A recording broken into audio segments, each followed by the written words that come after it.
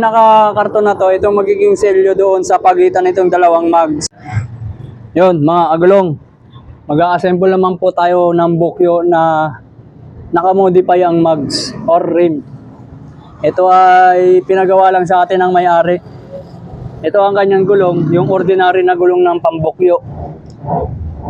At ito naman ang kanyang mags or rim na modify, malapad. Tara, gawin natin to mga agulong.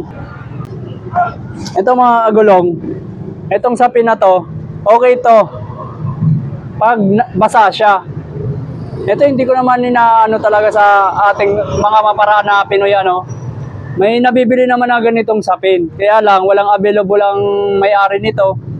Kahit ako wala nito kasi vulcanizing tayo, hindi naman tayo nagmo-modify ng ganito. Ang mga meron niyan, yung mga nagmo-modify ng ganito.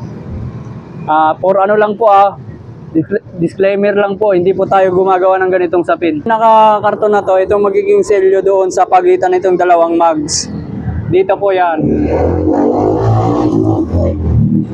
Dahil po nakamodify yan, sisingaw to pag natuyo ang pinaka-karton.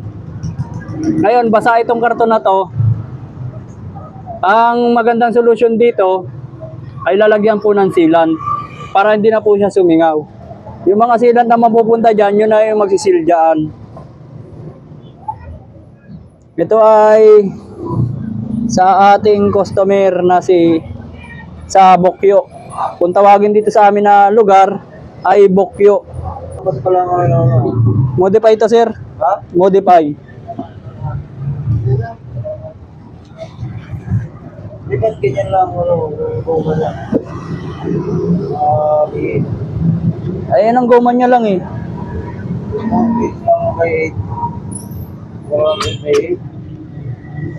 Yan, ilagay na natin oh. Napasok na.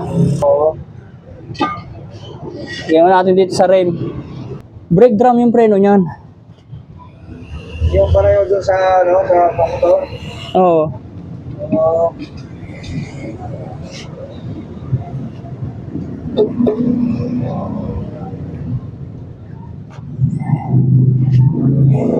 Wala pa eh.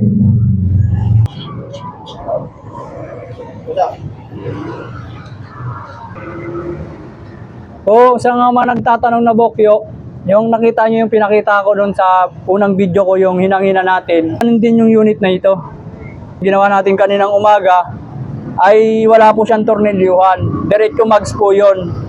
Ito naman ay may tornilyuhan, magkatakip.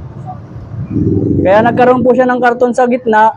Yung pinaka-karton niya, yun ang haharang sa mga space dito sa mga bakal. Dahil kasi modify ito, talagang gano'n ang mangyayari. Lalagyan ng kung anong bagay para hindi lang siya sumingaw. Ngayon, yung karton na yan, pag natuyo ang pinakatubig, ay sisingaw po yan. Dahil karton po yan at magkakaroon din po ng pagkasingaw yan. Ang ginagawa ng ng magandang solusyon, nilalagyan po ng tire sealant. Bago natin itong lagyan ng tire sealant, palapatin muna natin ito. Yan na po ang itsura niya. Yan na. Sobrang nipis mga agulong, sobrang nipis ng mags, ay ng gulong kesa sa mags. Ito talaga may mga gulong na malalapad. Ito ay medyo persado dito sa rim na to. Ang kadalasan na nangyayari dito sa gulong nila, nagkakaroon po diyan ng rim cut or yung lumalabas yung mga steel ply niya rito kasi sobrang expand na po ng gulong. Mas maganda, ina-advise ko sa inyo, kung bibili kayo ng gulong, tapos ganito kalapad yung rim ng Bokyo nyo, medyo lapara na po natin para tumagal ang lifespan ng gulong. Nilagyan ko na po ng hose yan. Ngayon, nahangin na natin yung agulong.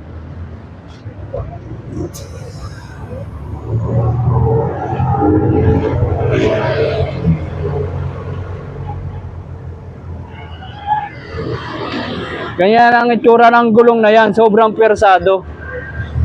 Kaya ang mga kadalasang nasisira dyan, yung gilid. Sobrang na siya rito oh.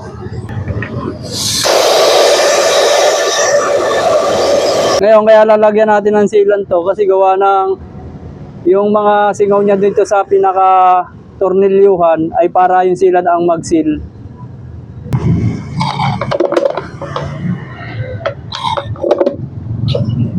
Ito ay tested na po ng may-ari, kaya pinagawa niya sa akin to at siya na po nag-modify ng pinakasapil. Talagang yun ang ginawa niya nung una. Tested niya na to eh.